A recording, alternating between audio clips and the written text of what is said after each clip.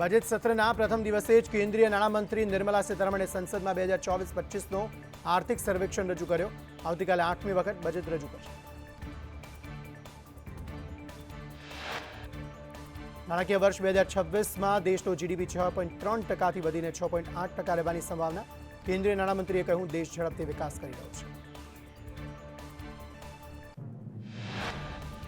કેન્દ્રીય નાણામંત્રી નિર્મલા સીતારમણ આવતીકાલે સંસદમાં બજેટ રજૂ કરશે. નિર્મલા સીતારમણે આજે તેમની ચેમ્બરમાં બજેટને આખરી ઓપ આપ્યો હતો. સંસદના સંયુક્ત સત્રમાં અભિભાષણ કરતા રાષ્ટ્રપતિ દ્રૌપદી મુર્મુએ કહ્યું, દેશ ઝડપથી વિકસિત ભારત માટે નિર્ણય લઈ રહ્યો છે. વધુમાં ગરીબોને દેશમાં સન્માનપૂર્વક રહેવાનો અધિકાર મળ્યો. રાષ્ટ્રપતિએ અભિભાષણમાં ઈસરોનો ઉલ્લેખ કરતા કહ્યું, હવે એ દિવસ દૂર નથી કે ગગનયાનમાં એક માણસ બ્રહ્માંડની યાત્રા પર નીકળશે. વધુમાં તેમણે ઈસરોના સોમ પ્રક્ષેપણ માટે પણ અભિનંદન પાઠવ્યા.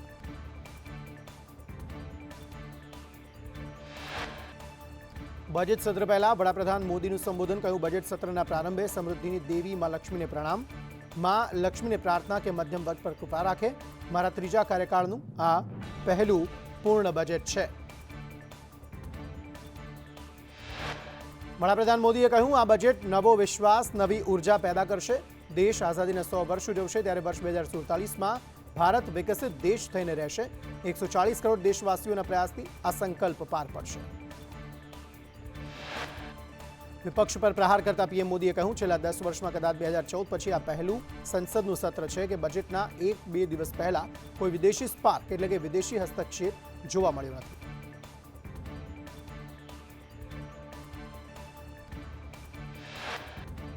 કેન્દ્ર સરકાર કોઈ પણ સાચા મુદ્દા પર સંસદમાં ચર્ચા પણ નથી કરતી અને જવાબ પણ નથી આપતી. ગત સંસદ સત્ર પણ આવી જ રીતે ધોવાયું હતું. કોંગ્રેસ નેતા પ્રિયંકા ગાંધીનું નિવેદન. સંસદમાં બજેટ પહેલા મહાકુંભમાં મૃત્યુ પામનાર શ્રદ્ધાળુ અંગે ચર્ચા થવી જોઈએ. સપાના નેતા અખિલેશ યાદવનું નિવેદન.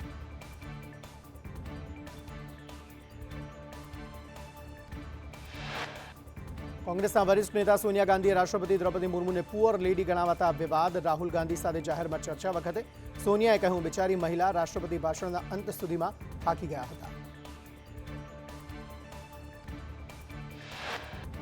સોનિયા ગાંધીની ટિપ્પણી મુદ્દે વડાપ્રધાન મોદીના કોંગ્રેસ પર પ્રહાર. કહ્યું, કોંગ્રેસે રાષ્ટ્રપતિનું અપમાન કર્યું. કોંગ્રેસે દરેક ગરીબ આદિવાસીનું અપમાન કર્યું.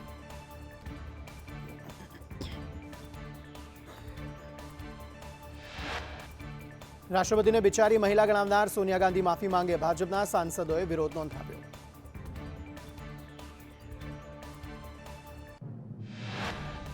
સોનિયા ગાંધીની ટિપ્પણી મુદ્દે ગુજરાતના આદિવાસી સાંસદોએ નોંધાવ્યો વિરોધ. વલસાડના સાંસદે કહ્યું, આદિવાસી સમાજ પ્રત્યેની કોંગ્રેસની માનસિકતા ઉજાગર થઈ.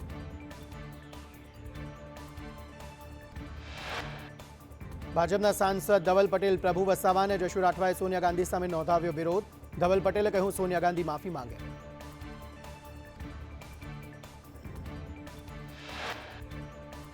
સોનિયા ગાંધીના રાષ્ટ્રપતિ મુદ્દેના નિવેદન પર પ્રિયંકા ગાંધીની સ્પષ્ટતા. કહ્યું, મારી માતા 78 વર્ષના છે એટલે એટલું જ કહ્યું એમણે કે રાષ્ટ્રપતિએ આટલું લાંબુ ભાષણ વાંચ્યું તો તેઓ થાકી ગયા.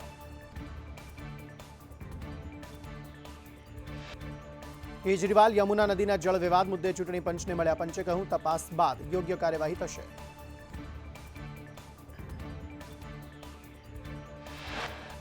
કેન્દ્રીય મંત્રી પ્રહલાદ જોશીએ કેજરીવાલ પર વાક પ્રહાર કર્યા. કહ્યું, આપ ચૂંટણી હારી રહી છે એટલે કેજરીવાલ 2 રાજ્યો વચ્ચે ઝઘડો ઉભો કરી રહ્યા છે.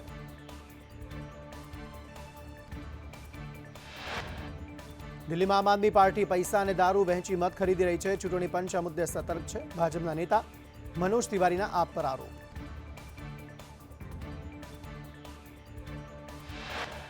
જમ્મુ કાશ્મીરના પૂંછમાં આતંકીઓ સાથે અથડામણ. ઘૂસણખોરીના પ્રયાસને સુરક્ષા દળે બનાવ્યો નિષ્ફળ.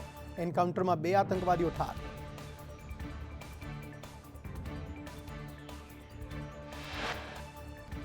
પૂર્વ બોલિવૂડ અભિનેત્રી મમતા કુલકર્ણીને મહામંડલેશ્વરના પદથી દૂર કરાયા. કિન્નર અખાડાની સંસ્થાપક ઋષિ અજય દાસે કરી કાર્યવાહી. મમતાને મહામંડલેશ્વરનું પદ આપનાર લક્ષ્મીનારાયણ ત્રિપાઠીને પણ આચાર્ય મહામંડલેશ્વર પદેથી હટાવાયા. અખાડાનું નવેસરથી પુનર્ગઠન કરાશે.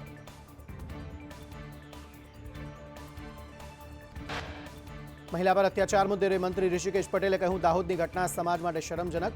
ગૃહ વિભાગે સુઓ મોટો કરીને ફરિયાદ કરી 15 આરોપીને પકડી લેવામાં આવ્યા અને સખત કાર્યવાહી થઈ છે. દાહોદમાં મહિલા પર અત્યાચાર મુદ્દે ભાજપના પ્રવક્તા શ્રદ્ધા રાજપૂતે કહ્યું, બનાવ ધ્યાને આવતા પોલીસ પહોંચી હતી. આ ઘટનામાં 15 લોકોની સંડોવણી છે, જેમાંથી 12 આરોપીને રાઉન્ડ અપ કરાયા છે.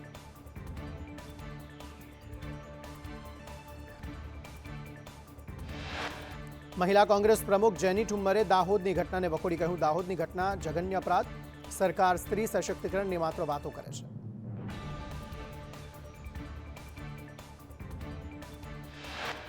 દાહોદમાં મહિલા પર અત્યાચાર મુદ્દે કોંગ્રેસના પ્રહાર. કોંગ્રેસ પ્રવક્તા મનીષ દોશીએ કહ્યું, આ ખૂબ જ દુઃખદ ઘટના છે. સરકાર સામાન્ય લોકોના વરઘોડા કાઢી વાહવાહી લૂંટે છે. વાહવાહી લૂંટવાના બદલે તટસ્થ કાર્યવાહી થાય. દાહોદમાં મહિલાને અર્ધનગ્ન કરી ફેરવવાની ઘટનાને ધારાસભ્ય ચૈત્ર વસાવાએ પણ વખોડી. કહ્યું, રાજ્યમાં કાયદાની સ્થિતિ કથળતી જઈ રહી છે. ગામના વડીલોએ પણ આ ઘટનાને અટકાવી નહીં.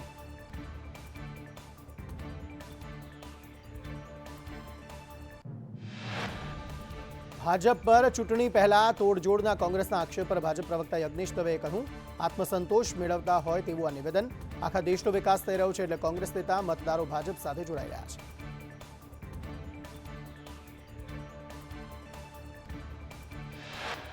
પેટા ચૂંટણીને લઈ અમદાવાદમાં ઘાટલોડિયામાં કોંગ્રેસ ઉમેદવાર કનુ પટેલે ફોર્મ ભર્યું. શહેર પ્રમુખ અને સમર્થકોએ સાથે રાખી ફોર્મ ભર્યું.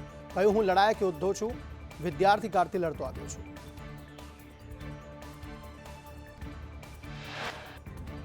સુરતમાં આમ આદમી પાર્ટીએ ઉમેદવાર જાહેર કર્યા. આપે સૂરજ આહિરને ઉમેદવાર જાહેર કર્યા. સુરત કોર્પોરેશનના વોર્ડ નંબર 18 માટે પેટા ચૂંટણી થવાની છે.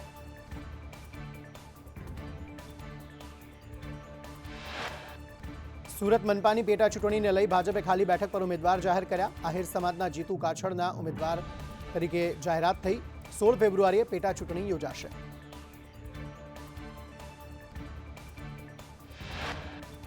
વડોદરા શિનોર તાલુકા પંચાયતની સાથલી બેઠક પર ઉમેદવારી ફોર્મ ભરાયા. 16 ફેબ્રુઆરીએ યોજાશે ખાલી બેઠક પર પેટા ચૂંટણી.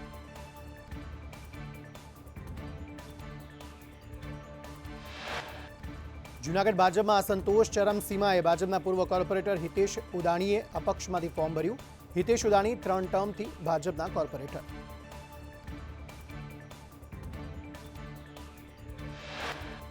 જૂનાગઢ મનપાની ચૂંટણીને લઈ કોંગ્રેસે આંતરિક મતભેદો ડામવા રણનીતિ ઘડી. નામ જાહેર કરે તે પહેલા ફોન કરી ઉમેદવારને જાણ કરી. વોર્ડ નંબર 7 અને 12ના કોંગ્રેસના 2 ઉમેદવારોએ ફોર્મ ભર્યા.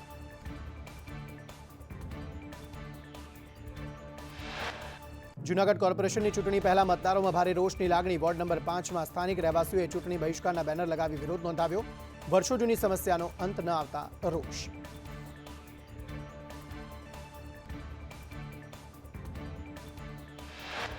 ડીસા નગરપાલિકાની બોર્ડ બેઠકમાં ભાજપ અને આપ કોંગ્રેસના કોર્પોરેટરો સામસામે આવ્યા. આપ કોર્પોરેટર પાકિસ્તાનથી આવ્યાનું કહેતા હોબાળો થયો. માહોલ વધુ ઉગ્ર બનતા પોલીસ વચ્ચે પડી. ભારે હોબાળાના કારણે બેઠક પૂર્ણ જાહેર કરાઈ.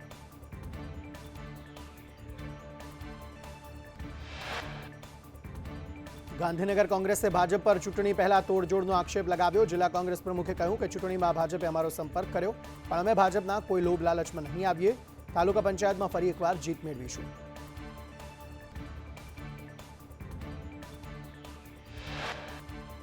ગાંધીનગર તાલુકા પંચાયતની ટીટોળા બેઠકથી ગોપાલજી ઠાકોરને કોંગ્રેસે ઉમેદવાર જાહેર કર્યા, તો ધણપ બેઠકથી ગંગાબેન ઠાકોરને અને પીંપળજથી અર્જુન ઠાકોરને ઉમેદવાર જાહેર કર્યા.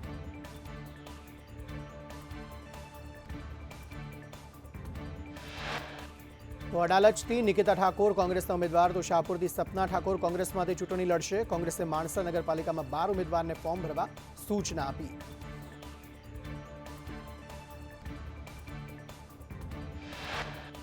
રાજકોટ કોર્પોરેશનનું ₹3112.29 કરોડનું બજેટ રજૂ કરાયું. મ્યુનિસિપલ કમિશનરે સ્ટેન્ડિંગ કમિટી સમક્ષ બજેટ રજૂ કર્યું.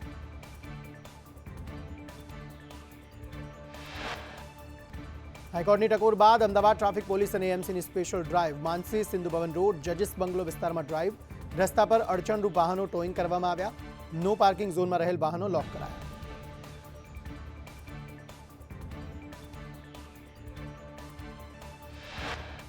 અમદાવાદના જમાલપુરમાં દબાણ મુદ્દે તંત્ર હરકતમાં. મનપાના પ્લોટ પર દબાણનું પંચનામું થશે. જરૂર પડશે ત્યાં કોર્ટ કમિશન પણ કરવામાં આવશે.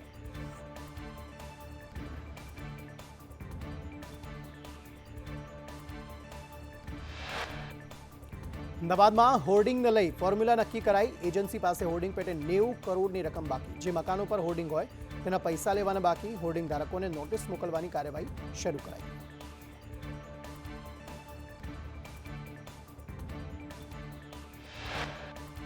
જામનગર અને દ્વારકાના 42 ટાપુઓમાં પોલીસની મેગા ડ્રાઈવ. ગેરકાયદે બાંધકામને લઈ પોલીસની ડ્રાઈવ. થોડા દિવસ પહેલા ગેરકાયદેસર બાંધકામ દૂર કરાયું હતું.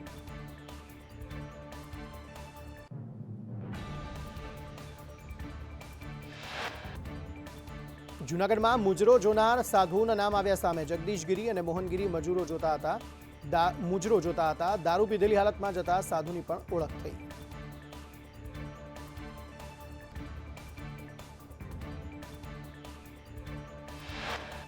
સોમનાથ ડેમોલિશન મુદ્દે સુપ્રીમ કોર્ટનો ચુકાદો. ઉર્સ ઉજવણીની પરવાનગી માંગતી મુસ્લિમ પક્ષની અરજી સુપ્રીમે ફગાવી. ડેમોલિશનવાળી જગ્યા પર ઉજવણી માટે કરી હતી અરજી.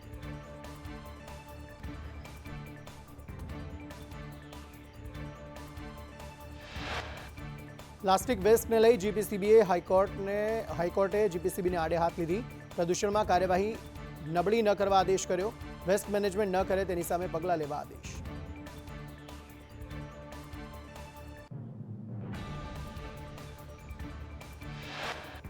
રાજ્યમાં પોલીસ ભરતી મુદ્દે હાઈકોર્ટમાં સુનાવણી. સીધી ભરતી મુદ્દે પોસ્ટ મુજબ કેલેન્ડર અંગે જવાબ માંગ્યો. ભરતીમાં વિલંબ લઈ હાઈકોર્ટે બોર્ડને ટકોર કરી.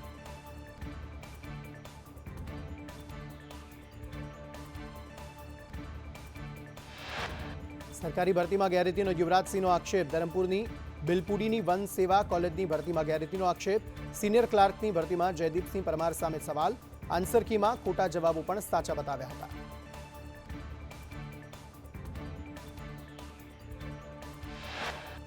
ભરૂચના સાંસદ મનસુખ વસાવાએ સીએમને પત્ર લખ્યો. નર્મદા ભરૂચ જિલ્લાની સરકારી શાળામાં અવ્યવસ્થાની ફરિયાદ કરી. શિક્ષકો, ગૃહપતિ, રસોઈયાની ભરતી કરવાની માંગ કરી.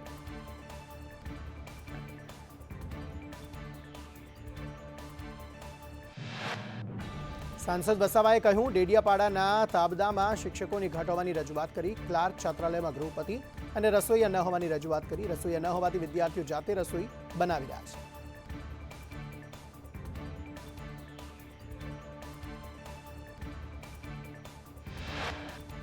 રાજકીય આક્ષેપો વચ્ચે ઓઢવ દબાણો દૂર કરવા સ્થાનિક કક્ષાએ રજૂઆત થઈ હતી. દબાણો દૂર કરવા લેખિતમાં રજૂઆત કરાઈ હતી.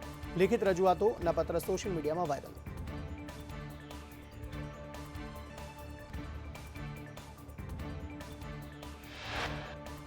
કચ્છના નખત્રાણામાં ટામેટાના ભાવ ન મળતા પરેશાન ખેડૂતોનો વિરોધ. હજારો કિલો ટામેટા ગૌશાળામાં ગાયોને ખવડાવી વિરોધ પ્રદર્શિત કરાયો.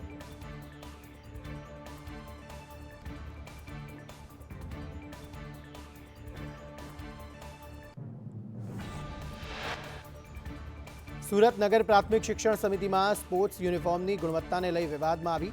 વિતરણ થયેલ યુનિફોર્મ વિદ્યાર્થીઓ માટે યોગ્ય ન હોવાના આક્ષેપ. 1.92 લાખ સ્પોર્ટ્સ યુનિફોર્મનો અપાયો હતો ઓર્ડર.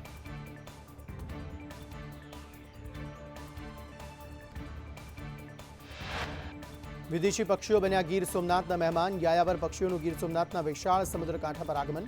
દર વર્ષે જેમ આ વર્ષે પણ મોટી સંખ્યામાં વિદેશી પક્ષીઓ શિયાળુ ગાળવા અહીં પહોંચ્યા હતા.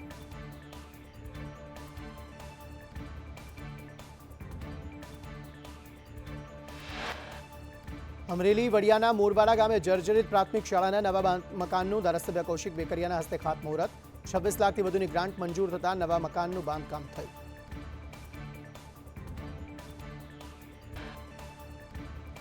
સુરેન્દ્રનગરમાં પુલમાં ગાબડું પડતા ગાય ફસાઈ. અનેક રજૂઆત છતાં પુલ પરનું ગાબડું નથી ભરવામાં આવતું. સ્કૂલ બસ સહિત વાહનો પુલ પરથી પસાર થતા મોટી દુર્ઘટના સર્જાઈ શકે.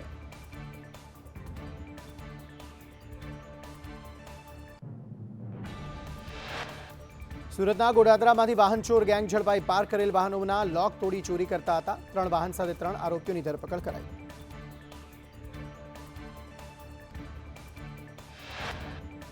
સુરતના કાપોદ્રામાં ડોક્ટર પર થયેલા હુમલા મુદ્દે વરાછા વિસ્તારના ડોક્ટરો ડીસીપીને રજૂઆત કરવા પહોંચ્યા.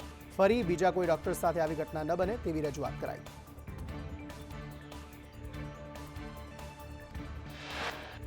લગ્નસરાની સિઝન વચ્ચે સોનાનો ભાવ ઐતિહાસિક સપાટીએ. સોનાનો 10 ગ્રામનો ભાવ 84,850ને પાર પહોંચ્યો.